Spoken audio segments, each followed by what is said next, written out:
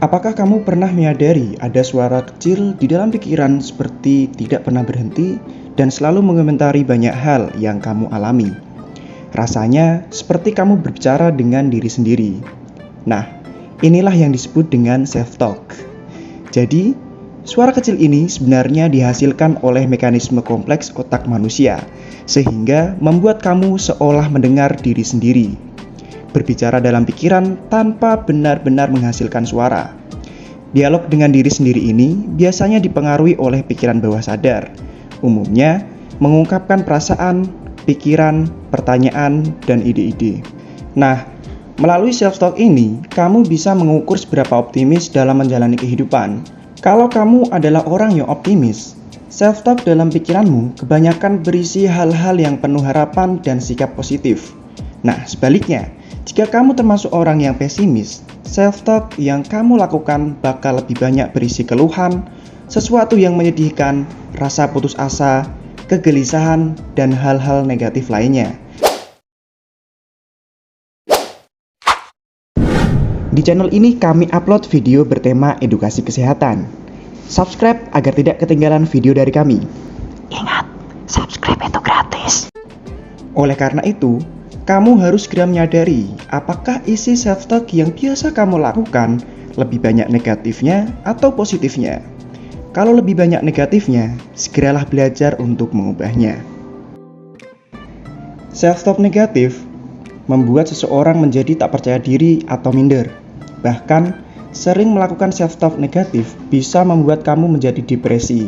Nah, berikut adalah dampak negatif jika sering mengatakan hal negatif terhadap diri sendiri.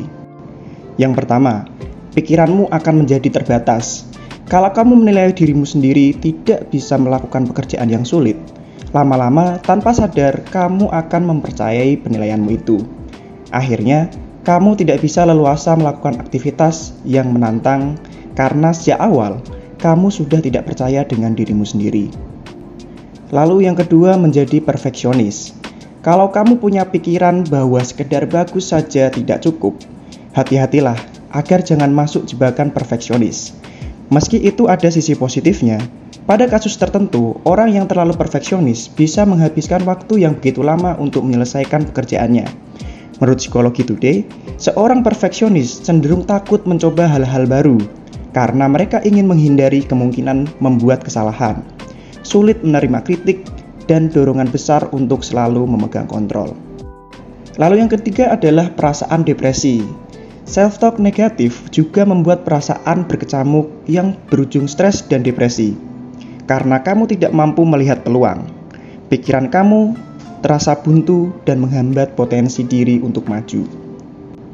Nah, perlu diketahui, self-talk yang negatif disebabkan oleh berbagai macam hal dan kondisi, seperti emotional burnout, korban bullying, trauma, serta yang paling umum adalah tingginya ekspektasi dan selalu membandingkan diri dengan orang lain.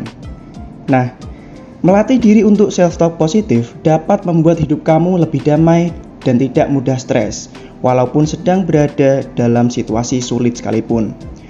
Ayo, cobalah ikuti beberapa cara mudah berikut ini, agar kamu dapat selalu memiliki self-talk positif. Yang pertama, cobalah identifikasi bagian mana yang ingin kamu rubah. Kamu mesti mengetahui terlebih dahulu hal-hal negatif apa yang sering kamu pikirkan. Apakah itu berhubungan dengan pekerjaan, berhubungan dengan pasangan, atau yang lainnya.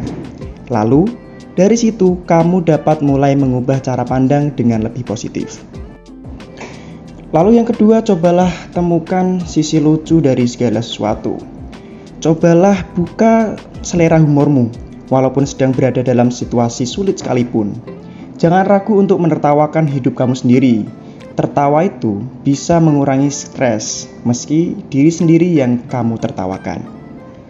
Lalu yang ketiga, cobalah untuk menerapkan gaya hidup sehat. Melakukan olahraga secara rutin dapat mempengaruhi suasana hati menjadi lebih positif dan mengurangi stres. Nah, di sini kamu perlu mempelajari teknik baru untuk mengolah stres. Dan yang terakhir, cobalah untuk berbaur dengan orang-orang yang memberikan energi positif. Kamu harus memastikan bahwa orang-orang yang berada di sekitarmu adalah orang-orang yang suportif, yang bisa memberi saran atau umpan balik bermanfaat untuk dirimu.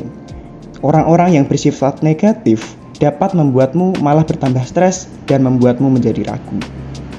Nah, bagaimana menurutmu? Cobalah tuliskan pendapatmu, saran atau pertanyaanmu di kolom komentar. Dan jangan lupa subscribe untuk membantu channel ini berkembang, like kalau suka video ini, share jika bermanfaat, dan dislike aja kalau tidak suka. Kita ketemu lagi di video selanjutnya. Salam sehat.